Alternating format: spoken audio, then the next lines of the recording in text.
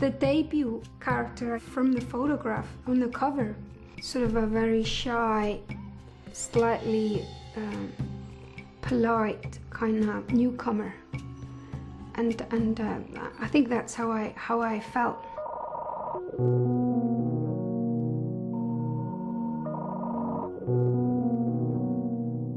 The character that represents Post is kind of that wide-eyed girl from the country still, but she's been in a city for a while at that point and is consuming the city, and the city is consuming her.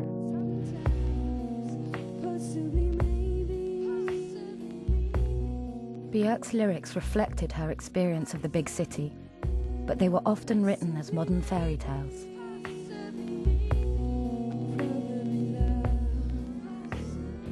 Every song I do, there is a story behind it, and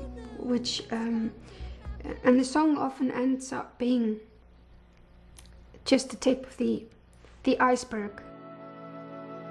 I think with most of my collaborators, if it's music makers or photographers or video directors, I will tell them the whole story. A lot of her lyrics are like little stories about when the strange little girl has reality thrown in her face, and she uses very dreamlike language to describe this.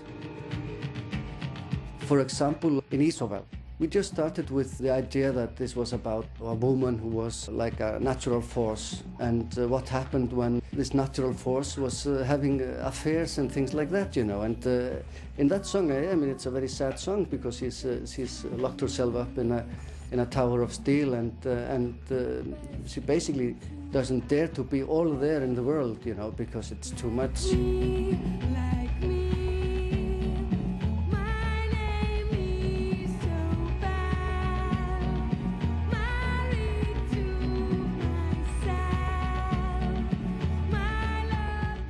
Basically a story of a girl who was born in a forest. As she grew older, she realized that the pebbles on the forest floor were actually baby skyscrapers. And as she became a woman, she found herself in a big city and basically clash with civilized folks. So she would isolate herself, withdraw into a little hut in the forest, and call herself Isobel because of the isolation. There she would collect moths and train them to send out her message, which basically is a message of instinct.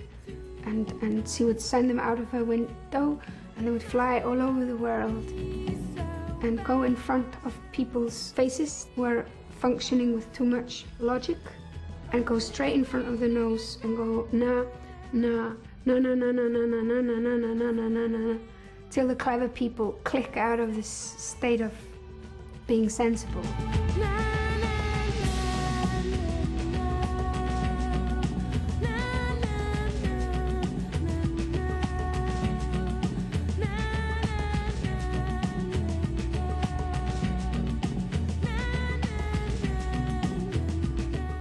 With everything that she does, she expresses a kind of poetic aspect of humanity. And she's clearly a visual artist as well. It's no accident that the videos are so imaginative. I can't credit only the directors.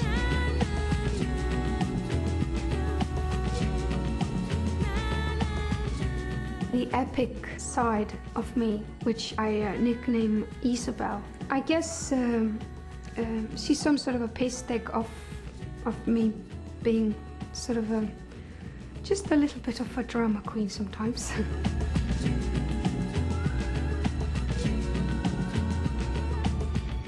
Björk is much more than a pop star. There is the records, there is the videos, there is the dialogues and the collaborations, and I think that's something which is extremely important in terms of the 90s, and I think that's where is also a bridge, where Björk, you know, establishes a bridge from the music world to the art world.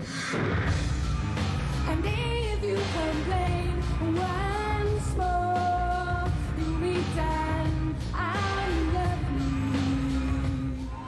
you. The scope of her work goes far beyond the pop world, and in this sense she's what one could call a complete artist.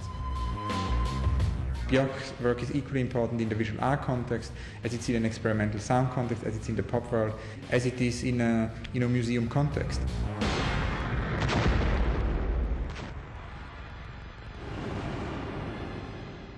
On post, Björk further developed her interest in industrial sounds and experimental electronic music.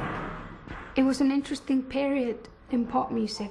We were moving into a new era, sonically. And people with their computers and their synthesizers in bedrooms all over the world, discovering new sounds all the time.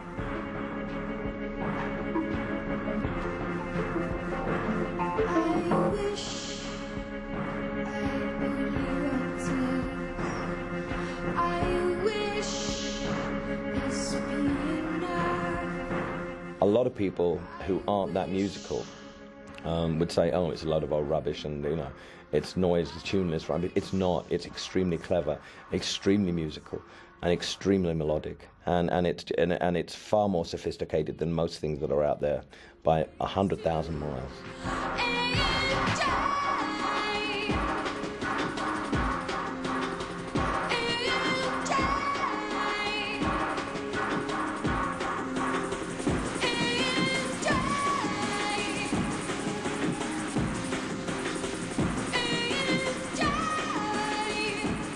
Post, it was the album where my musical relationships with people in London were brought to a much further place. I was working with quite a lot of people I met in clubs and sort of the people I was hanging out with.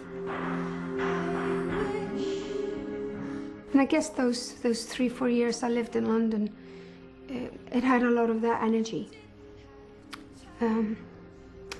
Not only in music, where I met people like Layla Arab and Talman Singh and Tricky, Goldie, these kind of people, but also in, for example, in fashion. When Björk lived in London, we had, you know, all our friends were at the same neck of the woods. You know, there was all from music, there was all from fashion, DJs, fashion designers, you know, like Goldie, Tricky, Dom T. A personal appearance is really like the world of Björk. She transcends every norm. I think clothes are so important to Björk, I think, because they're a statement about her time, her place in time, what she's going through emotionally.